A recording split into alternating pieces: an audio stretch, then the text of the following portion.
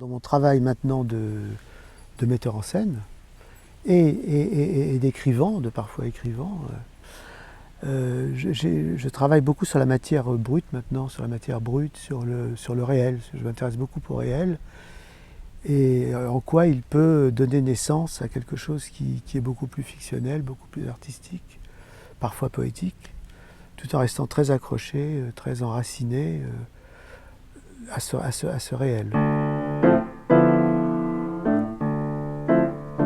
J'ai été invité à Guéret dans la Creuse par l'hôpital de Guéret, dans l'internat, avec pour mission très libre de visiter cet hôpital, de faire le maximum de rencontres.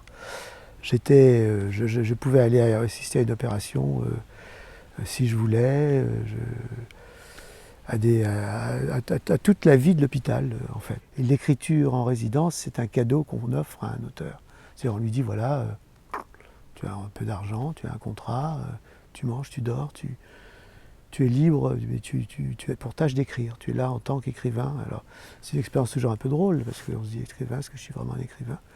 En tout cas, là, pour l'instant, on l'est dans le regard de tout le monde.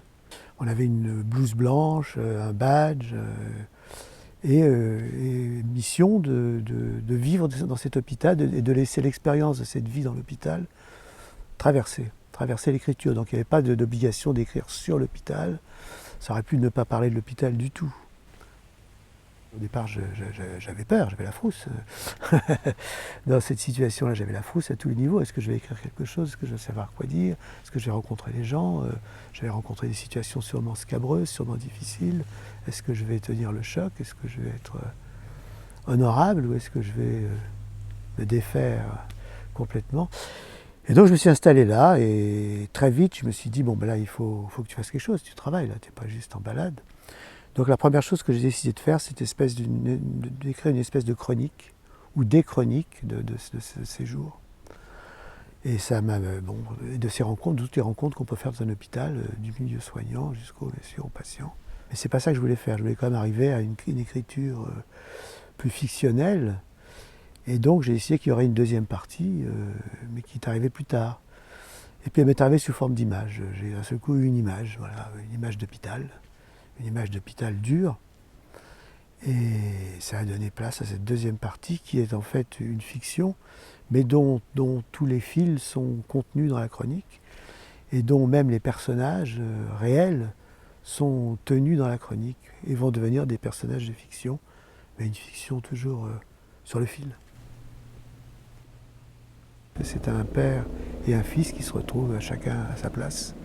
Le père sur le départ, le fils en se rendant compte finalement qu'il connaît très peu de choses de ce père, et que ce père sûrement connaît très peu de choses de lui, puisque c'était enfermé dans une forme de silence entre père et fils. Donc, et là évidemment l'écriture est beaucoup plus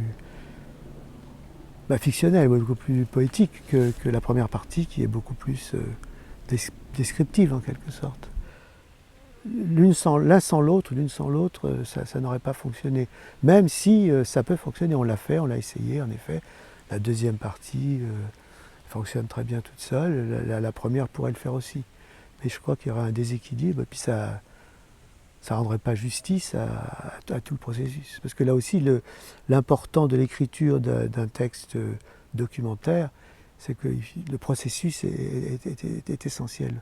On doit voir la texture de tout ça, le bâti. C'est aussi quelque chose qui m'intéresse beaucoup.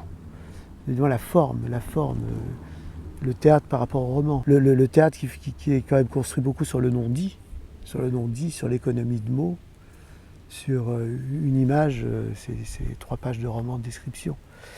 Et donc, le rapport entre ces deux formes d'écriture, c'est quelque chose aussi qui m'interpelle de plus en plus, et que je pense d'ailleurs continuer à explorer, j'ai continué à creuser, puisqu'on est dans la Creuse. Allons-y, un filet de vie, je vais essayer de creuser.